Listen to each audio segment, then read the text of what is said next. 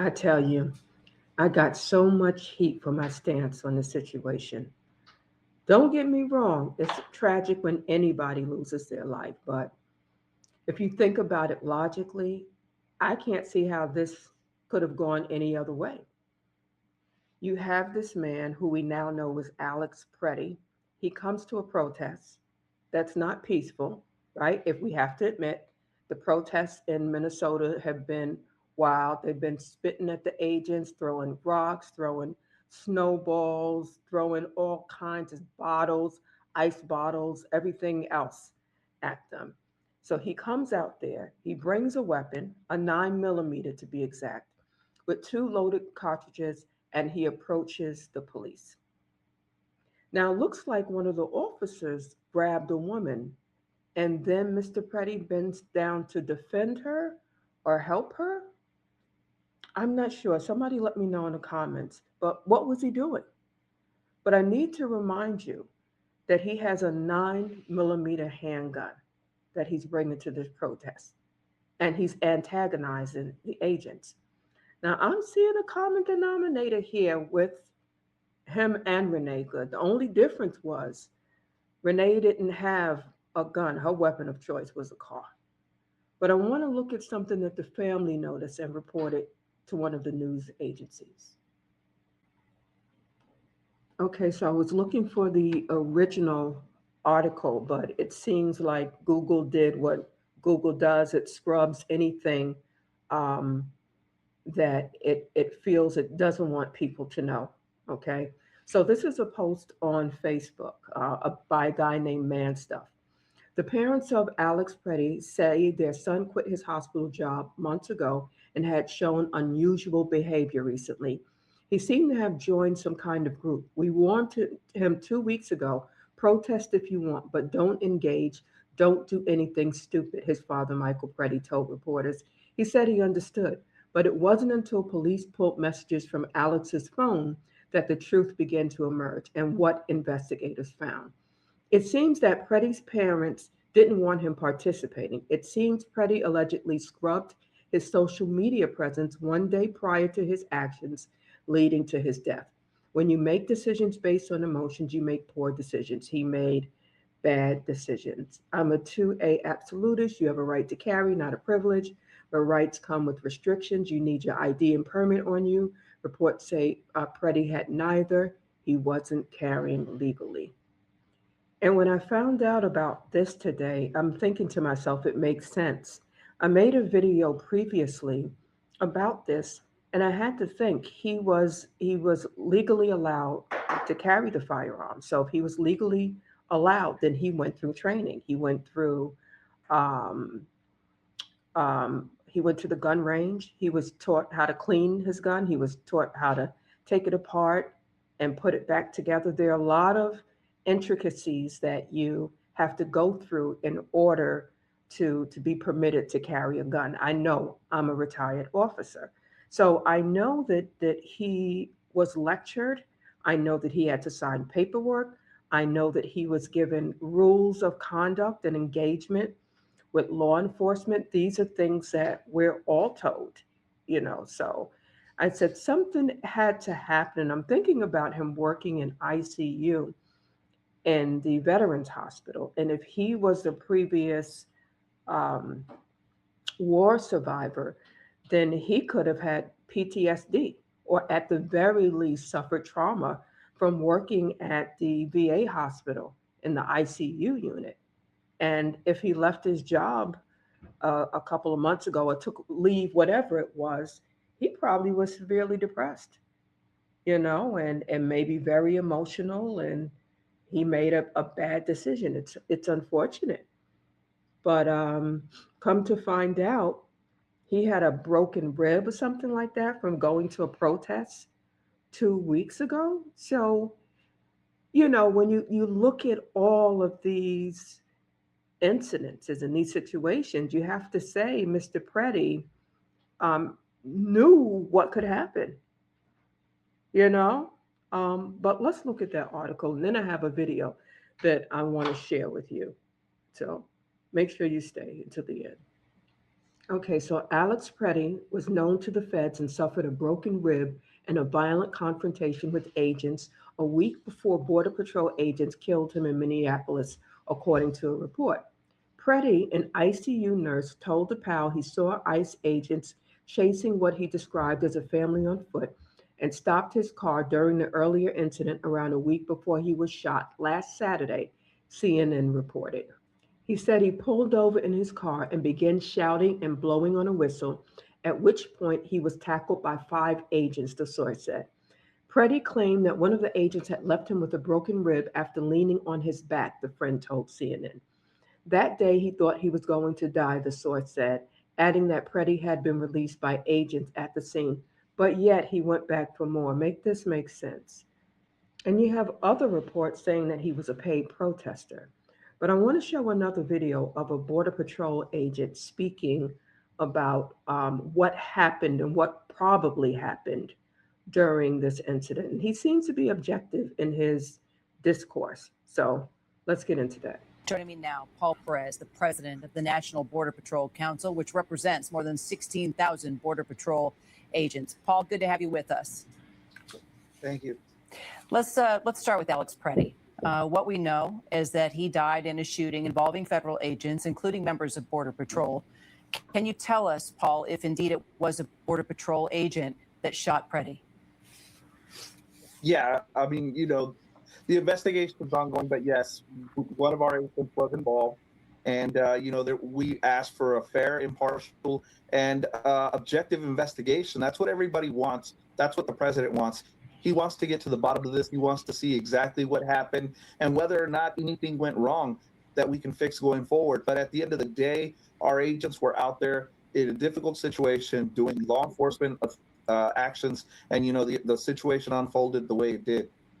So now that you've confirmed that indeed it was a Border Patrol agent that shot Pretti, to be clear, border agents had the right to be there. They were carrying out enforcement orders. But are your agents trained to deal with protesters that could turn violent, Paul?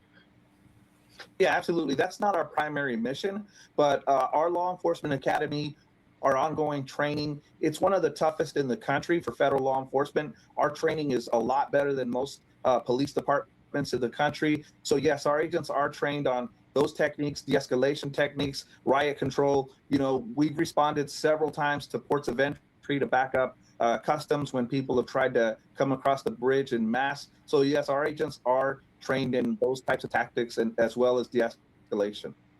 So then protocol didn't require the Border Patrol agents to call in local police, because I know in the past it's the local cops that deal with protesters as Border Patrol carries out their missions. So was it not protocol to call the local cops?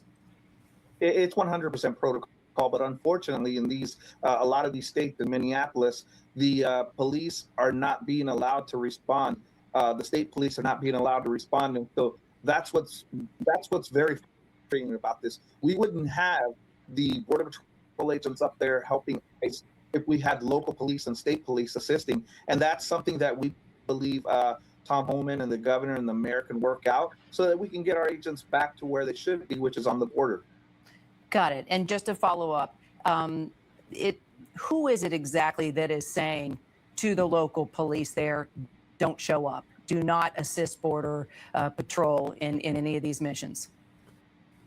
It's been the elected politicians there, where they're not allowing them to respond. I mean, you saw the video of the federal officer that was there. They were surrounded. They were asking for help, and nobody was showing up. We believe the rank and file law enforcement officers in Minneapolis, they want to help us out, but unfortunately their hands are tied, just like our hands were tied during the 4 years of the Biden administration where we couldn't enforce the law. So, we know they want to help. No law enforcement officer wants to see another law enforcement officer need help and not get it. So we believe they want to be out there with us. Got it. The president has now said, Paul, that there will be an investigation, but administration officials had already called Pretti, a domestic terrorist before we got all the evidence. So I want to ask you, how can the American people who are supposed to trust Border Patrol, hold itself? How can How can the American people trust this process, when the Border Patrol is holding itself accountable here? Well, look, I mean, people are going to be held accountable in everyday scenarios. I mean, this is no different. An objective investigation is underway by HSI, the FBI, and now I understand, local and state authorities. So, if there's accountability there, then I think I can answer that. How about you stay out of the way? How about these people not obstruct justice and not get in the face of these federal officers and try to run them over with cars and blow these whistles? I can't imagine how crazy of a scene it's out there for those officers. How about you just pull back, protest peacefully if that's what you're going to do, and stay out of the officers' way? Allow them to do their job. They're there to help you. it'll be had. But our law enforcement officers are trained on the use of force. I support that our agents felt that their lives were in danger, the danger for the innocent third parties or even their fellow officers. That's what agents are trained to do, protect themselves and others. And so I want to know exactly what everybody else wants to know. What was the threat? And they'll be able to justify that because our agents aren't out there just shooting people randomly. There was actions that resulted in consequences, unfortunately. So let me ask you, Paul, when DHS Secretary Kristi Noem came forward and called Pretti a domestic terrorist, do you think that was wrong of her to do that when she did? No, look, I mean, I can't speak for the secretary, but I know the secretary very well. I know she's getting information just like everybody else that, the information is fluid from these situations. And so the fact that he had a gun was recovered right away, made everybody believe exactly what she said was true. And so when she said that, she was going off of the information that was given to her by commanders on the field, on the scene. And so I can't fault her for that. I can't fault anybody else. The fact of the matter is our agents have been under attack since the minute they landed there. And, they've been attacked. You saw the HSI officer who had his finger bit off. We've had agents, attacked every day almost. There's a high increase of that. So our agents are high aware, high alertness. And so I can't fault anybody for what they got fluid information that may have been bad or may have been misinterpreted. So when you look at the video, Paul, you don't see Alex Pretti pull out a gun. You don't see him point the gun at any of the agents. Was it justified to kill this man? It doesn't appear to be a threat in the video that we've all seen now. So again, agents, all law enforcement officers are trained, to react to weapons. I can't tell you what, without looking at everything, without being there, I can't tell you what was going through his mind. But obviously, it was that there was a threat. He perceived a threat, and based off the circumstances, I mean, we can't go. He doesn't have the benefit of slowing a video down, or going in reverse, or hindsight being 2020. Right. We have to accept the fact that he made a split-second decision. And what about the two women that were on the ground? It looks like one of them was, I don't know, trying to help Petty or pull at Pretti or was trying to go at the officer. The whole scene looked chaotic. So you have three civilians there, right? And you have the officers. You have a gun. And here's the thing. If I'm an officer and I'm out there on the ground, it's you and I. It's you or I. I'm going home to my family. I didn't take this job to die. I took it to protect, the homeland, if that's what I'm going to do. But I don't do it. I want to earn a salary, and maybe I take it for the benefits and everything else that go along with it. I was in a situation one time where I had to take an inmate on a hospital run, and this inmate was about 350, 400 pounds. And little old me, I'm 5'2". He thinks that he's going to get up and walk out because it's taking too long for them to see him. Well, where do you have to go? Do you have dinner planned somewhere or something? So guess what? And this guy had a murder rap. He had 2 murders. He was a convicted felon. Okay. Am I going to let you endanger these people in the hospital? Am I going to let you run out? Am I going to lose my job and not be able to take care of my family?